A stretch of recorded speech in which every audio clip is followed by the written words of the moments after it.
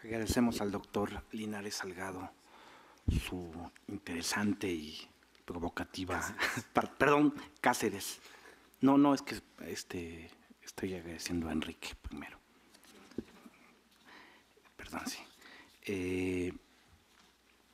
Voy a dar la palabra al doctor Jorge Enrique Linares Salgado, de quien voy a mencionar unos breves datos curriculares. Doctor en Filosofía por la Universidad Nacional Autónoma de México, profesor de la Facultad de Filosofía y Letras de la Universidad, director del Programa Universitario de Bioética de la UNAM, miembro regular de la Academia Mexicana de Ciencias.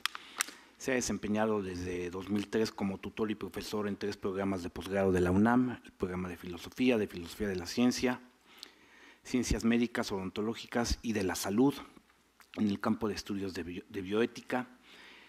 En posgrado impartido seminarios y cursos sobre ética de la ciencia y la tecnología, bioética y ética contemporánea. En licenciatura imparte las asignaturas obligatorias de ética en la carrera de filosofía. Asimismo, es profesor y tutor en el máster y doctorado interuniversitario en Filosofía, Ciencia y Valores, que coorganizan la Universidad del País Vasco y la UNAM, en San Sebastián, España. Ha sido profesor visitante del máster en Bioética y Derecho de la Universidad de Barcelona y en el máster en Gestión Ambiental de la Universidad Internacional de Andalucía. En la UNAM ha desempeñado diferentes funciones de gestión académica. Fue asesor de la coordinación del Consejo Académico del Área de Humanidades y Artes. Ha sido coordinador del posgrado en Filosofía de la Ciencia y en octubre de 2012 fue designado por el rector, el doctor José Narro, como director del Programa Universitario de Bioética de la UNAM. Tiene la palabra entonces el doctor Linares Salgado.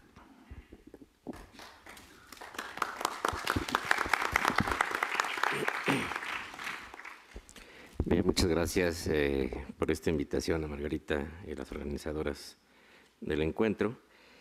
Bien, para cerrar esta mesa me corresponde hablar de la ética y el discurso.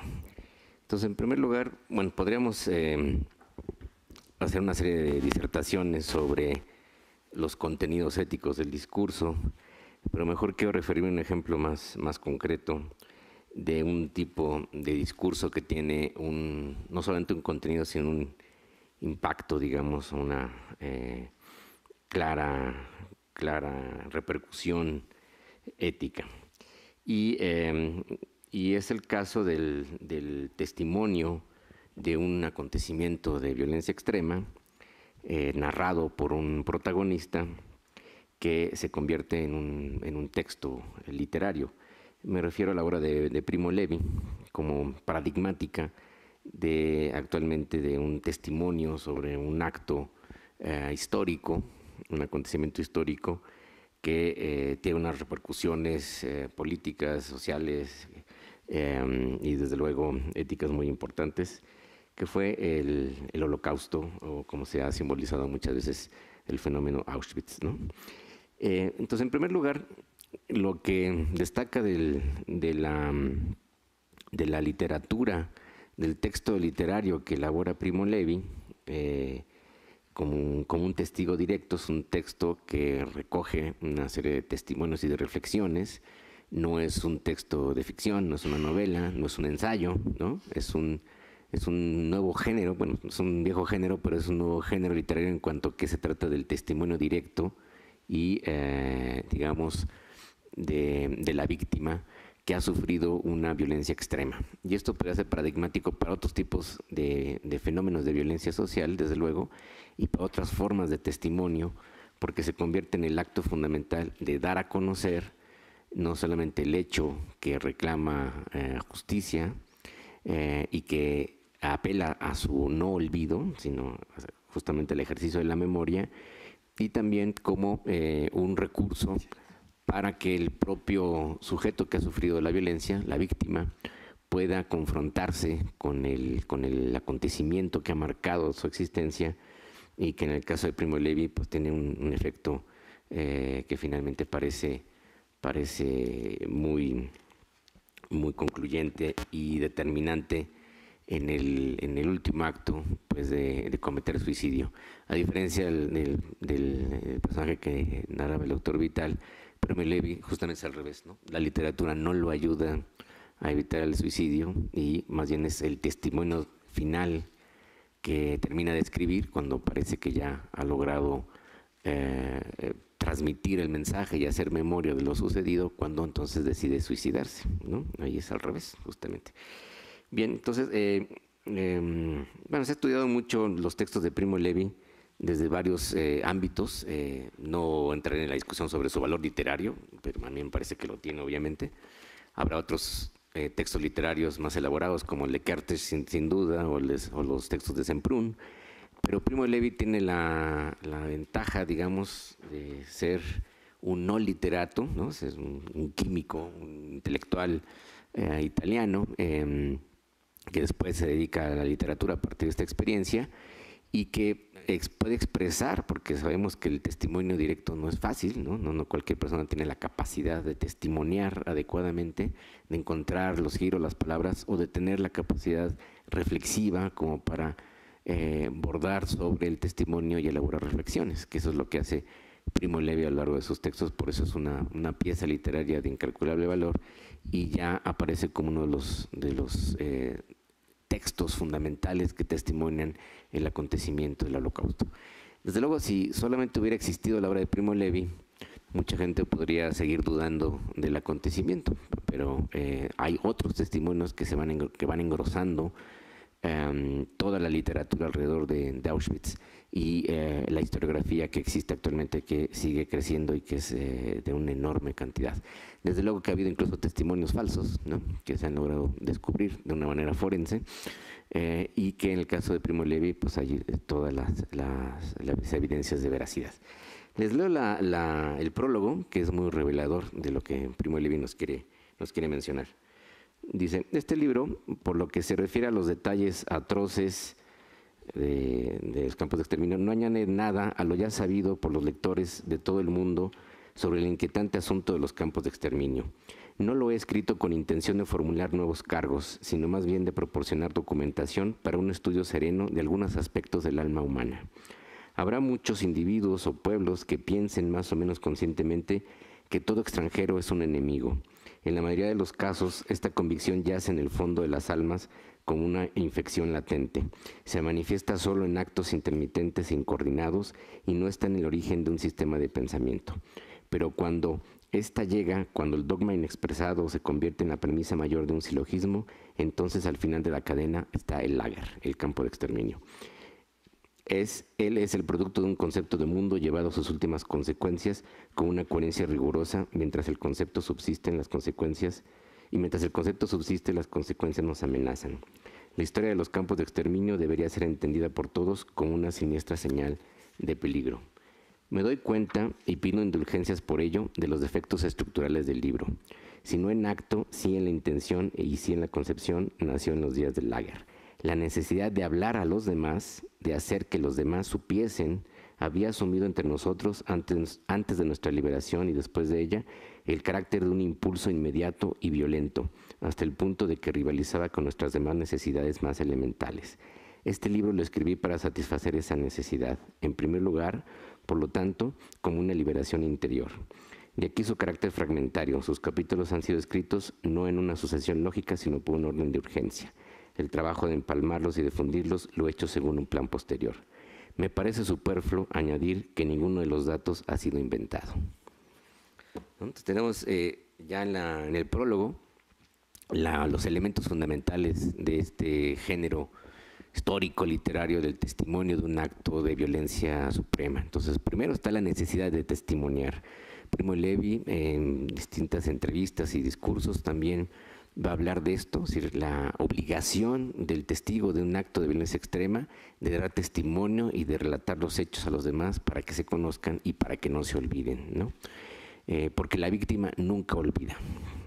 Es la sociedad la que olvida, es la sociedad la que oculta, es la sociedad la que no quiere ver, pero la víctima queda marcada indeleblemente por los actos extremos de violencia, y de ahí la necesidad, no solamente, digamos, una especie de terapéutica, sino de una obligación moral de dar a conocer los hechos. Segundo, que a pesar de que Primo Levi dice, desde luego cuando recurrimos a la memoria individual, puede haber muchas fallas y sustituciones. A medida que van pasando los años, los hechos que vivimos no los recordaremos ni siquiera en el orden, seleccionaremos unos fragmentos u otros, esto se conoce muy bien. Pero eso no da lugar a dudar inmediatamente de la veracidad del testimonio, ¿no? Se puede dudar por otras razones y desde luego todo testimonio tendría que ser examinado con cuidado a partir de los hechos que denuncia. Pero la frase final de este prólogo es muy reveladora, ¿no? Dice, no he inventado nada de lo que aquí se dice, ¿no? Pero lo da por hecho como que todo el mundo debería asumirlo. Y siguiendo con esta línea, Primo Levi además, bueno, decía, por un lado el testimonio parece imposible de lograr porque la memoria se va afectando y porque el recuento será necesariamente subjetivo a partir de la experiencia del propio narrador. Entonces, por un lado parece difícil lograr digamos, la reconstrucción exhaustiva y más certera posible de los hechos, pero por otro lado es una necesidad, ¿no? Es una necesidad testimoniar para evitar el olvido y para evitar entonces que el resto de la sociedad pueda negar de mala fe los hechos que han marcado a la víctima. Y hay otras frases que son tan muy reveladoras en otras partes del libro. Al final de esta edición viene un apéndice en el que Primo Levi contesta algunas preguntas que ya le han hecho insistentemente en las conferencias a las que había asistido, en las presentaciones del libro. Y una de ellas era sobre el tema del perdón, ¿no? Jean Amery, otro de los narradores de Auschwitz, otro de los testigos fundamentales que están en Auschwitz, lo acusa de perdonar, ¿no? Que su libro parece una especie de perdón y de cierre de cuentas. Primo Levi reacciona muy enojado ante eso, dice que no tiene ni el derecho ni la intención de establecer un perdón. Y déjenme leerles otro pedacito de esta respuesta que dice Primo Levi. No querría, empero, que el abstenerme de juzgar explícitamente se confundiese con un perdón indiscriminado. O sea, Primo Levi se negaba a afirmar una especie de culpabilización de todo el pueblo alemán. Eso es un debate que ha estado permanente a lo largo de la historia, en qué medida la sociedad alemana fue o no responsable, sabía o no, colaboraba o no con el régimen, ¿no? Los historiadores alemanes de cierta tendencia se esfuerzan en rescatar todos los actos de resistencia de la sociedad civil alemana, pero la verdad es que fueron mínimos. Dice Primo Levi, no he perdonado a ninguno de los culpables, ni estoy dispuesto ahora ni nunca a perdonar a ninguno, a menos que haya demostrado en los hechos, no de palabra y no demasiado tarde, haber cobrado conciencia de las culpas y los errores del fascismo nuestro y extranjero, y que esté decidido a condenarlos, a erradicarlos de su conciencia y de la conciencia de los demás. En tal caso, sí, un no cristiano como yo está dispuesto a seguir el precepto judío y cristiano de perdonar a mi enemigo, pero un enemigo que se rectifica ha dejado de ser un enemigo, ¿no? Esto es otro de los elementos fundamentales de este testimonio sobre la violencia extrema, que es la imposibilidad del perdón, ¿no? No solamente la imposibilidad del olvido, sino la imposibilidad de un acto de cierre o de perdón. El tema queda abierto como una herida que sigue sangrando y el testimonio abre otra vez, digamos, la brecha para seguir repensando el acontecimiento, en este caso un acontecimiento extremo de violencia sistemática, organizada, muy sofisticada, tecnológicamente muy armada. Es un fenómeno extremo de la modernidad tecnológica, de la modernidad política y de la construcción de los estados modernos. El fenómeno se extiende a lo que llamó Hannah Arendt totalitarismo político, ¿no? Se entiende desde distintas perspectivas. Pero Primo Levi decía otra cosa también muy importante. Es necesario, es casi imposible comprender, lo que necesitamos es conocer, ¿no? Entonces hay dos temas que aparecen recurrentemente en sus textos, sobre todo en el otro libro que es más de reflexiones, se llama Los hundidos y los salvados.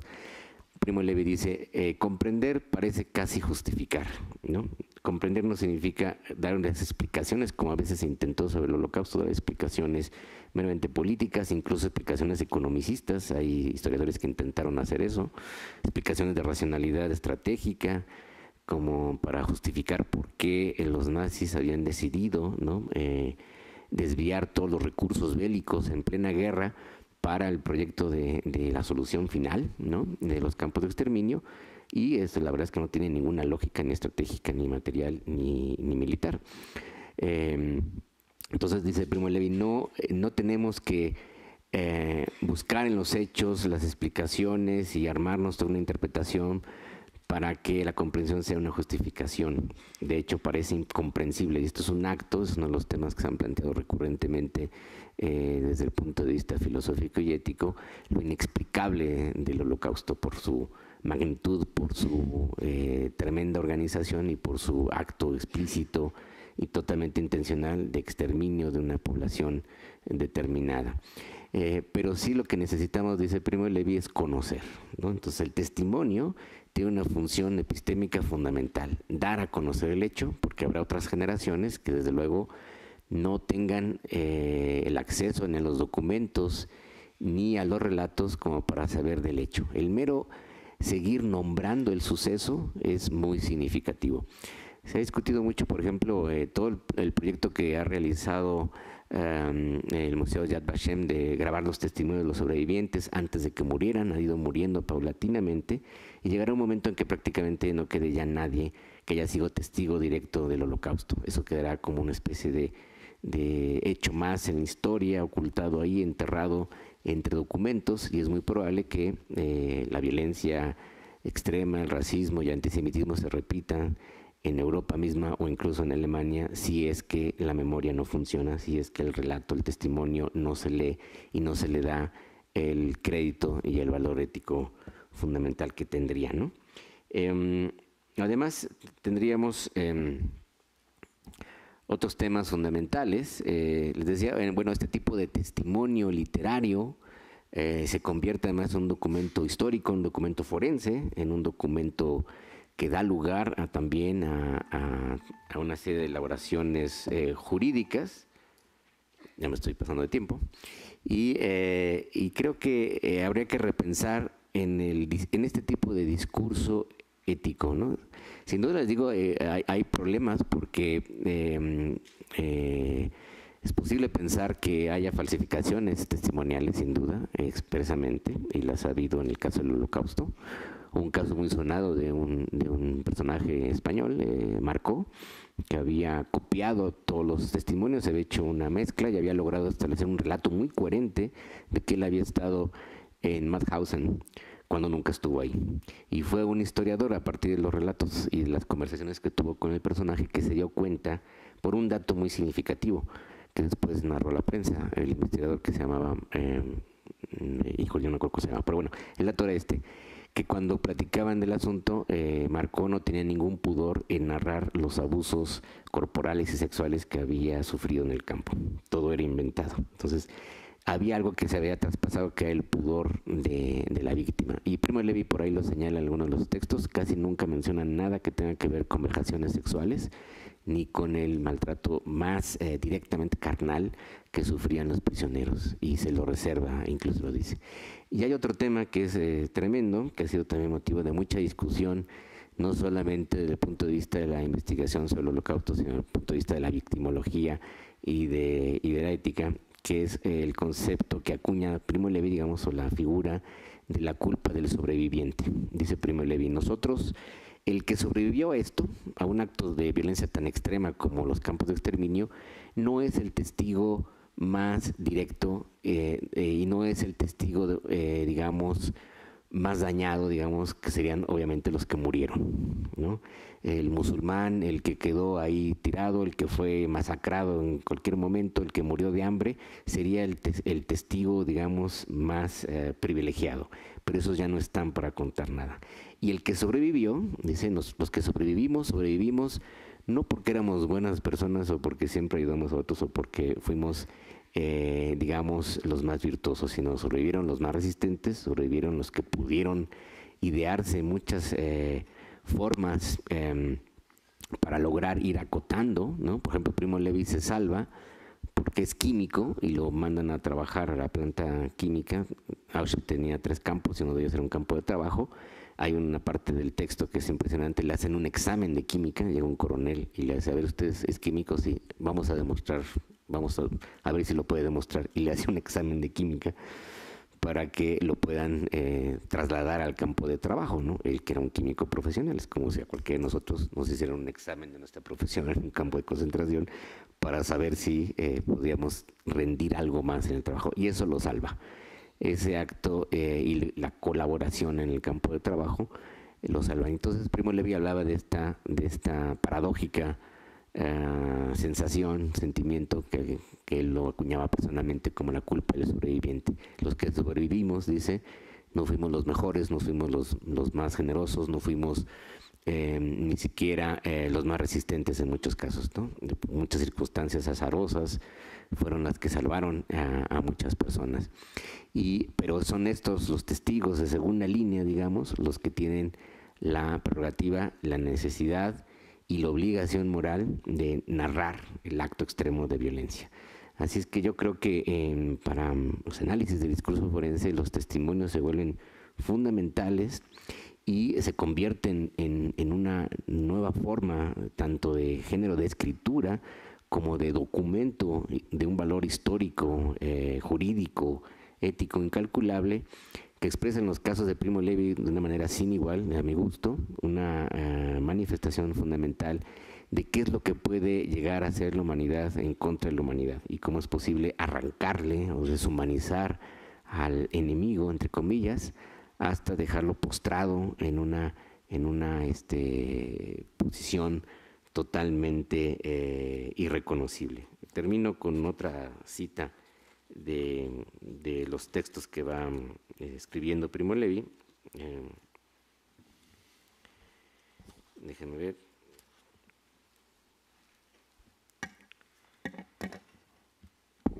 Dice,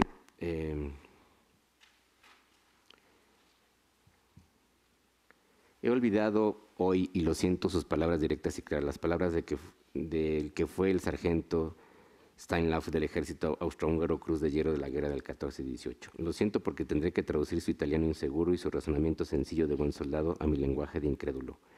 Pero este era el sentido que no he olvidado después ni olvidé entonces, que precisamente porque el lager era una gran máquina para convertirnos en animales, nosotros no debemos convertirnos en animales, que aún en ese sitio se puede sobrevivir y por ello se debe querer sobrevivir, para contarlo, para dar testimonio, y para vivir es importante esforzarse por salvar al menos el esqueleto, la armazón, la forma de la civilización, que somos esclavos sin ningún derecho, expuestos a cualquier ataque, abocados a una muerte segura, pero que nos ha quedado una facultad y debemos defenderla con todo nuestro vigor porque es la última, la facultad de negar nuestro consentimiento a nuestros victimarios.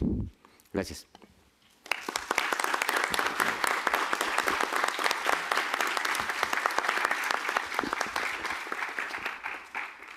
Muchas gracias al doctor Linares Salgado por su reflexión desde la bioética sobre el discurso y las relaciones con la violencia. Tenemos tiempo para algunas preguntas. Creo que las participaciones dan pie para muchos comentarios, así que siéntanse en libertad de intervenir.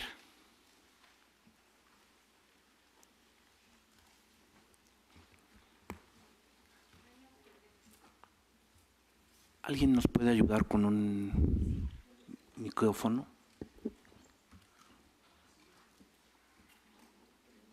Ahí lo traen.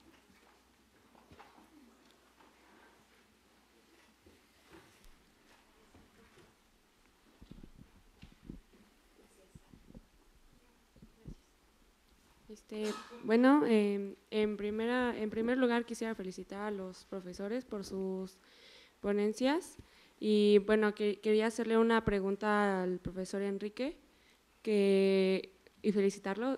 Realmente su ponencia fue la que más me interesó de las 4 y quería saber si hay una forma de encontrar o de cómo los resultados de la investigación al comportamiento jurídico del mexicano, o sea, si está en algún libro, en una tesis o algo así.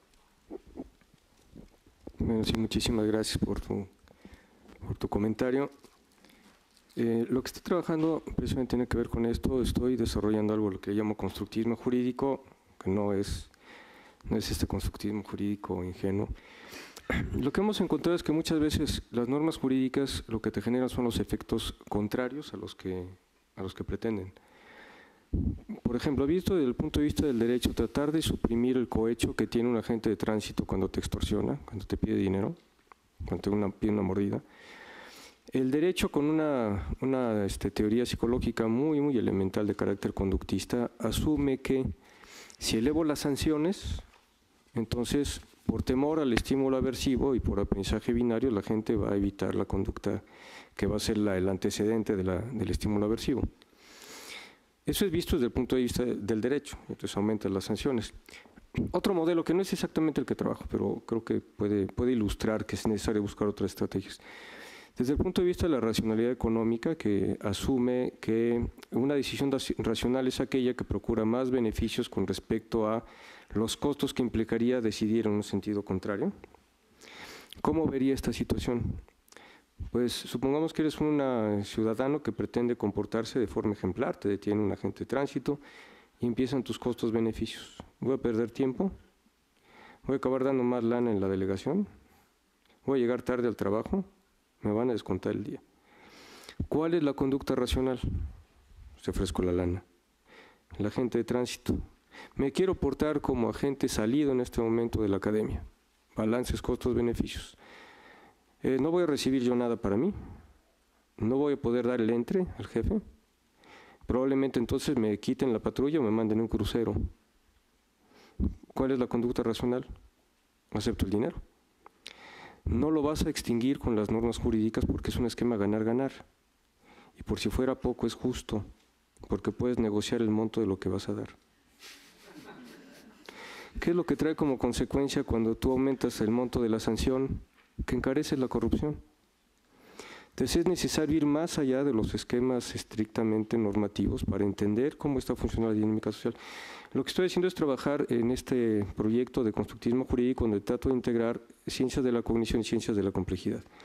Y creo que las modificaciones tienen que ver con la comprensión de que los sistemas sociales son sistemas emergentes y saber cómo incidir en los procesos de autoorganizatividad de los sistemas para hacer emerger las dinámicas sociales que deseas. No sé si te aclaré tu pregunta. Sí. Muchas gracias. Gracias.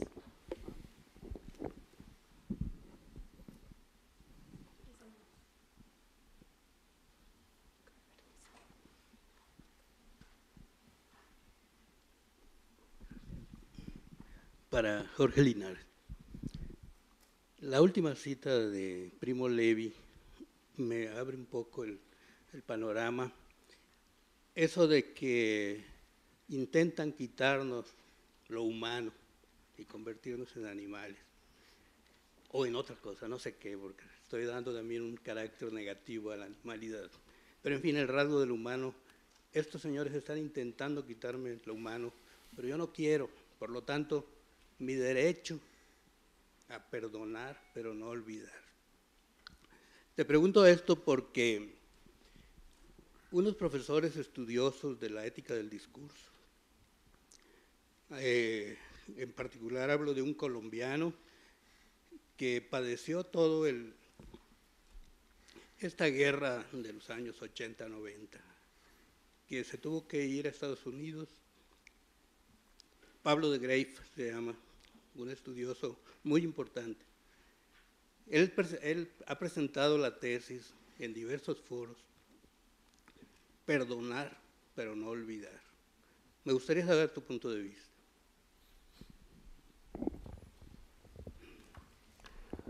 Uy, pues es un tema bastante complicado. Hay otro acontecimiento. Una de las sobrevivientes de Auschwitz, que era una de las gemelas con las que investigaba, entre comillas, Mengele, ahorita no me acuerdo el nombre de esta señora, que hasta hace unos años vivía en Estados Unidos, en Florida, hizo todo un acto simbólico político de perdonar a sus victimarios y buscó a ver si sobrevivía alguno de los encargados del campo, y encontró a uno de los ayudantes de Mengele, que era uno de los médicos. Ahora ya era en esos años, principios del 2000, un jubilado alemán, ¿no? Muy respetable y muy honorable, pero había sido ayudante de Mengele en el campo, y es el único que encuentra y va y hace un acto de decirle: yo lo perdono por todo lo que me hizo, los experimentos, algunos absurdos que hacían con los gemelos, derivaron, por ejemplo, en la muerte de su gemela. Y ella va a Israel a promover un poco el tema y hablar con las comunidades, y recibe una reacción pues virulenta, ¿no?, de la sociedad civil, la comunidad judía. Y recuerdo, hay un documental al respecto que se llama así, Forgiving Mengele, lo pueden buscar en YouTube, ¿no? Y ahí está todo el relato. Y una persona le dice a esta señora: usted tiene el derecho de perdonar si quiere por sí misma, pero no en nombre de los demás, ¿no? O sea, usted no puede hacer esto de un acto social y político, ¿no? O sea, si usted quiere perdonar, allá usted, ¿no? Pero no puede hacerlo de ese modo, porque entonces está arrogándose el derecho de perdonar por todos, ¿no? O sea, como hacemos en los juegos de 1, 2, 3 por mí, por todos mis compañeros, ¿no? Y esto lleva una connotación muy importante. O sea, se suele decir, bueno, incluso de manera más coloquial, el perdón le sirve a la víctima para poder resarcirse y continuar con la vida y no llenarse de resentimientos y etcétera y todo eso, ¿no? Pero digamos, en el proceso histórico, los actos de violencia extrema, ¿no?, no están en el nivel del perdón individual, digamos, ¿no? Sino ahí no debe haber ni olvido ni perdón en ese sentido estricto, digamos, ¿no? Y lo que ha sucedido, por ejemplo, con leyes de amnistía en otros países, lo que pasó en Argentina o en Chile, etcétera, es que más bien quedan ocultados y no hay una reparación justa a las víctimas, ni siquiera simbólica, en el caso de decir: el Estado en el pasado cometió actos criminales, ¿no?, y debe ser juzgado y debe haber un tipo de reparación. Entonces, en ese nivel es en donde creo también se ubica Primo Levi, es decir, no puedo perdonar, ¿no?, es lo que está diciendo, a menos que hubiera un tipo de retractación, reparación, un tipo de acto de justicia que no cierre el caso y simplemente lo mande al cajón del olvido, como se suele pensar en la tradición cristiana o judeocristiana, ¿no? Perdonar es olvidar. Entonces, si el perdón no implica ese tipo de olvido, ese tipo de borrar la cuenta y de no hacer justicia, no debe ser, digamos, exigido, ¿no? Y finalmente queda en la conciencia de cada individuo en qué medida puede o no de veras superar el acto y decir que enfrentándose a su victimario podría o no perdonarlo.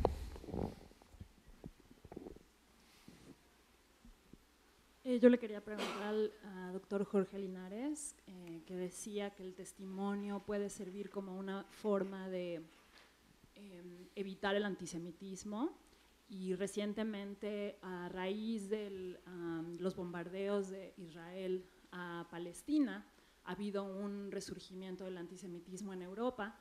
Incluso pareciera que al revés, esta memoria histórica sirve como una forma de culpar a este pueblo, entendido de una manera muy abstracta, porque no son en muchos casos los mismos que fueron las víctimas quienes ahora se han encargado de atacar al pueblo palestino.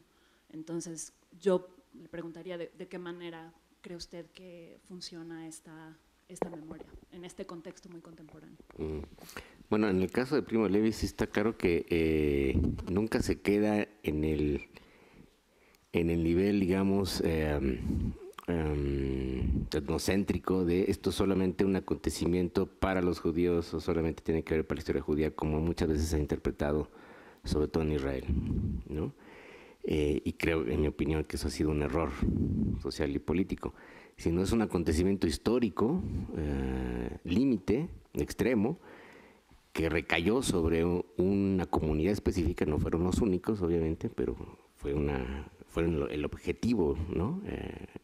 Principal, pero que tiene una repercusión universal, ¿no? El antisemitismo es la muestra, digamos, de un fenómeno extremo de racismo y de intolerancia, ¿no? Y el Holocausto es un fenómeno extremo de violencia sistemática de un Estado para exterminar una comunidad. Entonces, desde ese punto de vista, estudiarlo así y comprenderlo así significa un acontecimiento singular que tiene una repercusión universal, pero que va más allá de las nacionalidades y de las circunstancias sociales y políticas, ¿no? Entonces, los actos actuales del Estado de Israel al bombardear poblaciones en Gaza por razones estratégicas o políticas pueden ser considerados también irracionales, abusivos, etcétera, y hasta cierto punto criminales, pero ya no tienen que ver con el fenómeno, ¿no?, histórico del Holocausto. Ligarlos es un error político. Ahora en el imaginario están ligados, ¿no? Yo creo que el testimonio, por ejemplo, de Primo Levi y el estudio sobre el fenómeno del Holocausto tendría que ser enseñado en las escuelas en todo el mundo, ¿no?, como un acontecimiento tremendo en la historia de la humanidad reciente, un acontecimiento moderno que marca un antes y un después, ¿no? Un límite que no se debería volver a sobrepasar. El genocidio se ha repetido varias veces en el siglo XX, es un fenómeno contemporáneo, y algunos piensan, bueno, que se puede hablar de genocidio en otras épocas de la historia, ¿no?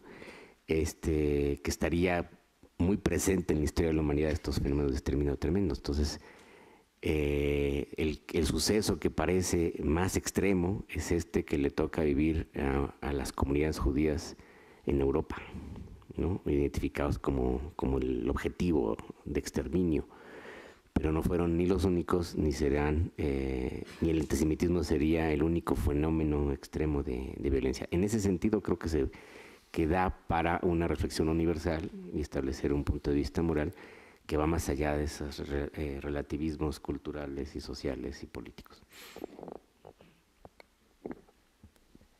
Perdón, buenas tardes. ¿Entendido? Sí. Pues muchísimas gracias. Además de ser enriquecedor por el proceso, para quienes estudiamos la paz, hablar de violencia como un proceso de discurso es como vampiro que se chupa la sangre, es riquísimo. Pero me quedo con esta reflexión precisamente. La violencia es una construcción de un discurso social, en donde hay un emisor y un receptor. Siempre hay quien emite la violencia y quien recibe la violencia. De otra manera no se podría considerar como un hecho violento. En donde también, por supuesto, hay la intencionalidad de ese ejercicio y, entre comillas, la construcción de una víctima que aparentemente, y digo aparentemente porque no en todos los casos, el ejercicio de la violencia se puede suponer como una victimización total, tanto en lo colectivo como en lo individual. Dentro de esto mismo me pregunto yo si en la construcción de esta misma mesa, o siguiendo el hilo de la mesa, de que vamos de la metacognición a lo más práctico, que es el ejercicio de la violencia sobre un individuo específicamente por una colectividad, decir una frase como violencia extrema o violencia menor no suponen dentro de un marco jurídico una presuposición moral de que hay un daño mayor o un daño menor en un individuo, una referencia social con una construcción literaria y a su vez un referente discursivo que permite o no decir, no, pues es que es menos violento porque llevaba minifalda o porque nada más fue una, o fue más violento porque fueron un montón y todas estaban vestidas de monja. Yo no sé si la violencia puede, en este mismo sentido y en el transcurso de la mesa, entenderse como algo que además adquiere veracidad en el testimonio de un individuo o de una colectividad por cómo se ha narrado. Y luego, ¿quiénes van a justificar si eso es veraz o no? O sea, si es cierto o no es cierto en una colectividad, en un contexto como el de México. O sea, ¿qué tendría que pasar en México para que viéramos que efectivamente hay víctimas directas de una violencia de Estado sustentada tanto en el ejercicio de una estructura como de una cultura, que tienen una serie de narraciones a quienes se les dice que no han sufrido tanta violencia porque no es una violencia extrema, utilizando estas, habiendo ya anulado el discurso de, en este momento se me escapa el nombre de la persona de la PGR, dijo, estamos en medio de una emergencia social, y de repente la persona ya no está en la PGR, se le ha salido, ya no está tampoco en medios, porque dijo, esto es un caos. Efectivamente, el número de víctimas habla ya de violencia extrema en el país por parte del Estado y en un entorno social. Como no existen los testimonios colectivos, porque como sabemos vivimos en un país en el que la mayor parte de las víctimas son analfabetas funcionales, y no hay un trabajo o un ejercicio por parte del Estado donde se recuperen todos estos testimonios, los crímenes son menores. ¿O tendríamos que pasar a un proceso? ¿Qué tendría que pasar en el país dentro de este mismo contexto, en donde la narrativa nos diera para construir un ejercicio social, individual y legislativo, en donde nos demos cuenta de que lo que está sucediendo en el país sí es un acto, yo no sé si de violencia extrema o de violencia chiquita, pero que está minando la vida de miles de personas que van a determinar el rumbo que este país va a tomar para adelante. No sé si alguien quiera. ¿Quién quiere?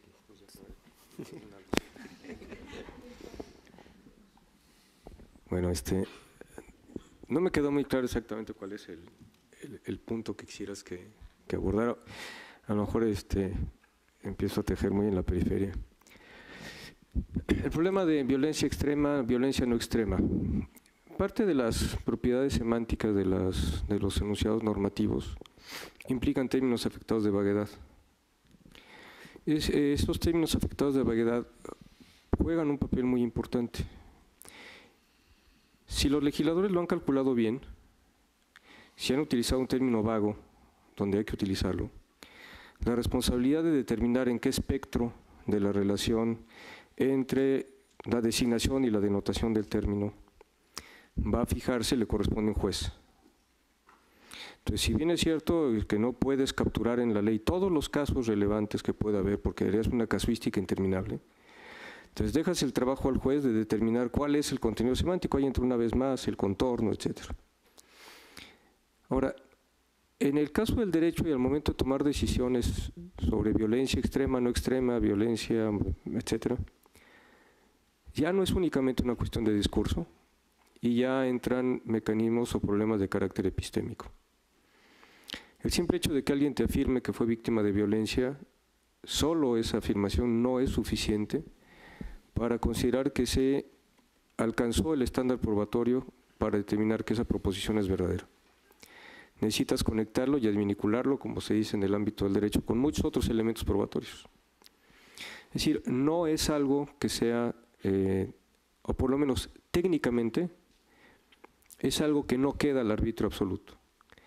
Que en las dispraxis de las instituciones eso ocurra de una manera bastante caótica, es un problema que escapa al fenómeno discursivo e incluso a las condiciones de verdad para determinar que ciertos hechos de violencia que se afirmaron fueron verdaderos o no.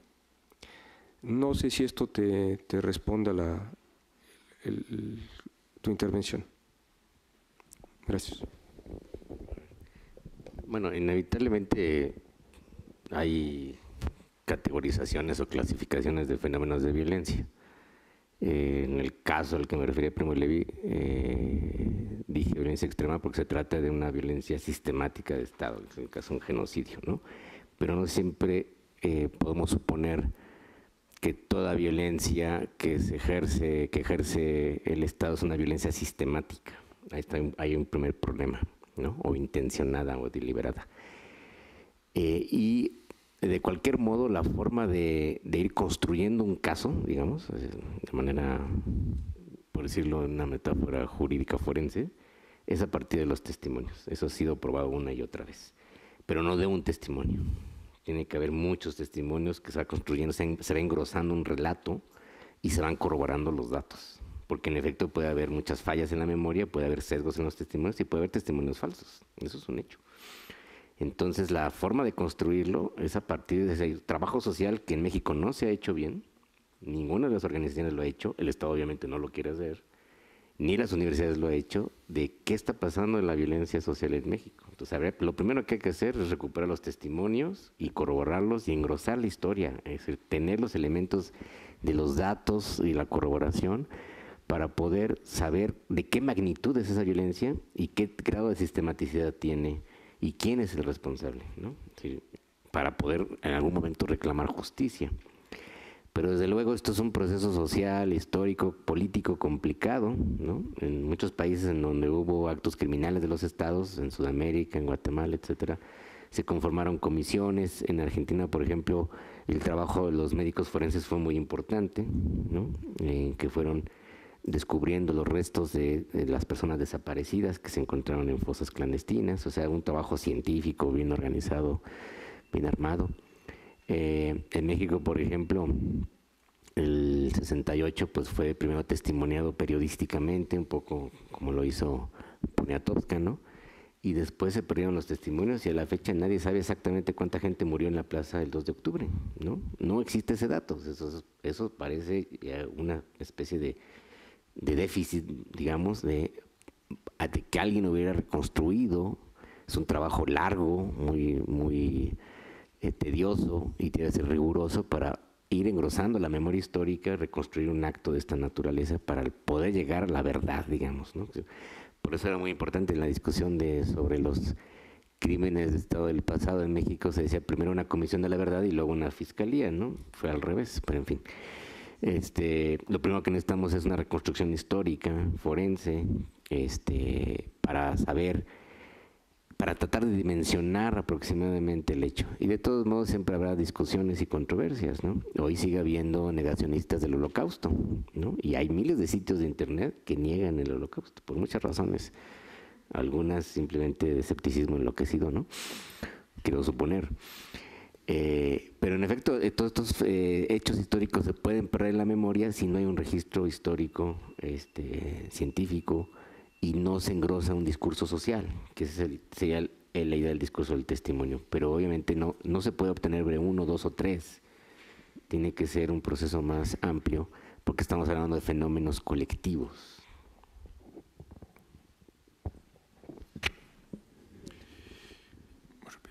En 2666, Roberto Bolaño incluye testimonios como tales y no hace esta construcción que yo mostraba con Shakespeare y Cervantes de dar todo un entorno ficcional para que se entiendan estos testimonios, y le deja al lector en buena medida la tarea de construir eso a lo que el lector está habituado que le den. El lector literario, que le den esta construcción insólita, literaria, original que yo mencionaba. Quiero pedirles una disculpa, creo que la mesa está muy interesante, yo me tengo que retirar, pero creo que hay algunas preguntas y si ustedes me permiten. Mi pregunta es para el doctor Vital, no sé si… Me quiero referir a sus palabras durante la inauguración de la mesa. Nos habló de lo forense, también retomando parte del trabajo de Margarita Palacios, ¿no se oye? Nos habló de lo forense como que no remite a lo fúnebre, sino al foro o al discurso.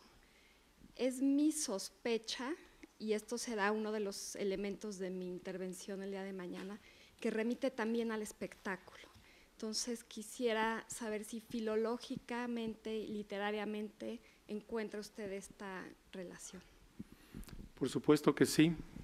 Básicamente gracias a la polisemia de las palabras, su riqueza, podemos tener esa posibilidad. Y yo hacía sobre todo referencia que no es exclusivamente lo fúnebre, de hecho estaba citando unas palabras de Margarita, creo que ella podría ser quien abundara un poco, la persona idónea para abundar en esta pregunta, pero por supuesto me parece muy interesante también la sugerencia de que sea también una cuestión de espectáculo. Gracias.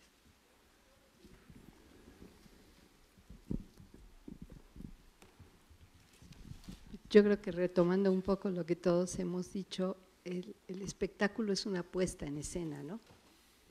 Y el discurso es la palabra puesta en escena. Efectivamente, creo que lo forense es la palabra puesta en escena y por eso el discurso. Y por eso este gusto un poco por Wittgenstein de volver a ponerla en juego, que es el perdón. ¿Es lo mismo perdonar que pedir perdón? No, probablemente yo no debo perdonar, pero puedo aceptar que alguien me pida perdón. Y qué padre, qué bonito juego, gracias a todos ustedes. Es una mesa riquísima.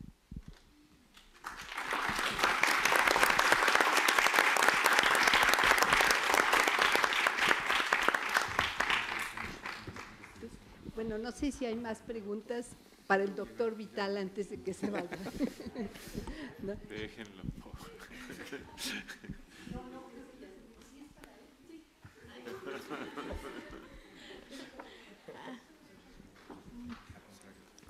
Bueno, mi pregunta es sobre algunos comentarios de su participación. Hablaba que la literatura narra la violencia para desplazarla de la realidad, o también la literatura exalta la violencia. Y bueno, pensándolo dentro de los textos periodísticos, y también en una conferencia que fui hace años, hablaban como la violencia también narrada, pero para aceptarla, o sea, pensando en esta nota roja, como trasladarla en esta realidad, al ver, no sé, metro, alarma, es la posibilidad de saber que existe, de aceptarla, pero a la vez decir, no me pasa a mí, ¿no? Entonces, no sé si también podría ser una de las funciones dentro de la literatura el narrar la violencia para aceptarla, como aceptarla en el sentido de no me pasa a mí, ¿no? O sea, ya vimos que también es para no olvidar, con Primo Levi, y también como para catárticamente, pero no sé cuál sería su opinión.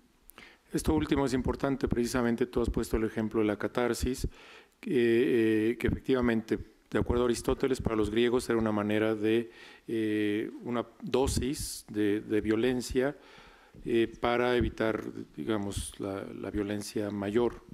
Lo que di en mi exposición fueron algunas de las posibilidades, y por supuesto no fue exhaustiva, de la presencia de lo violento en la literatura, que es un tema recurrente de mil maneras, ¿no? De muchísimas maneras.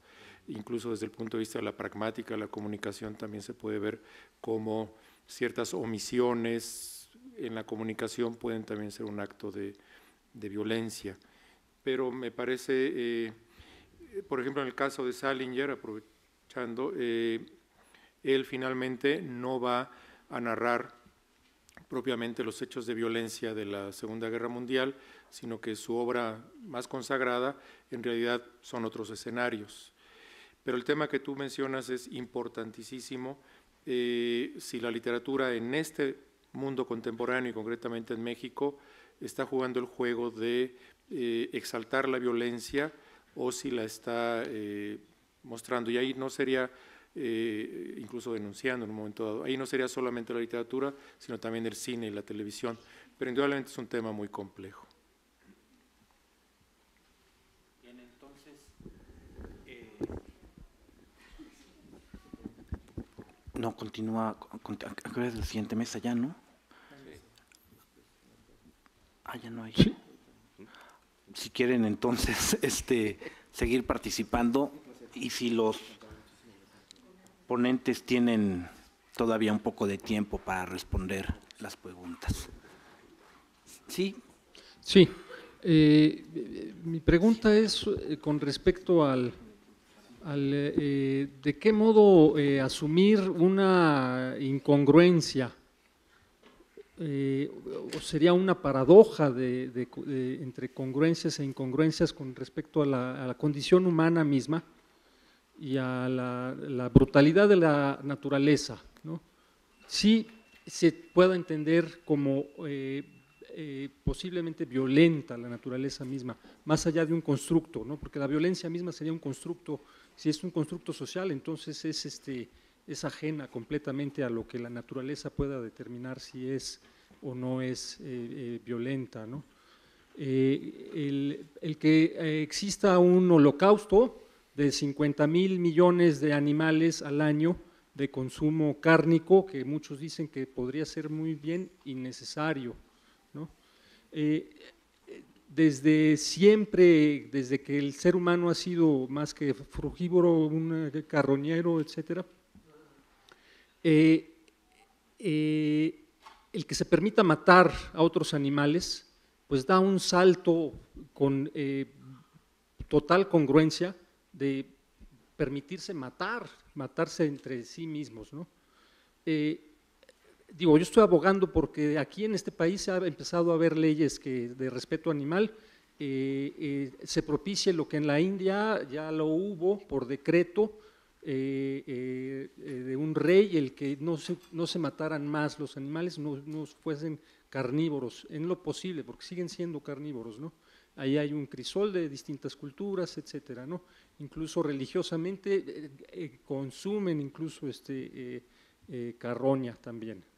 Pero a mi modo de ver, los únicos congruentes con respecto a esta disposición de ejercer la no violencia, el ahimsa, son los jainistas, previos a este decreto real que hubo después, en el que la mayoría de los hindús pues, no comen carne, ¿verdad? Entonces, me quedó muy grabado una premisa de una película que vi ya hace varios años, que se llama Las noches salvajes, de un enfermo terminal de SIDA, que él decía, solo la violencia puede combatir a la brutalidad, ¿no? Entonces, si por ejemplo la naturaleza misma es brutal, ¿no? El proceso civilizatorio entonces es violento también, ¿no? Hay culturas que asumen esa brutalidad o violencia, no sé ya si llamarlo así, de dejarse degradar por la naturaleza misma, ¿no?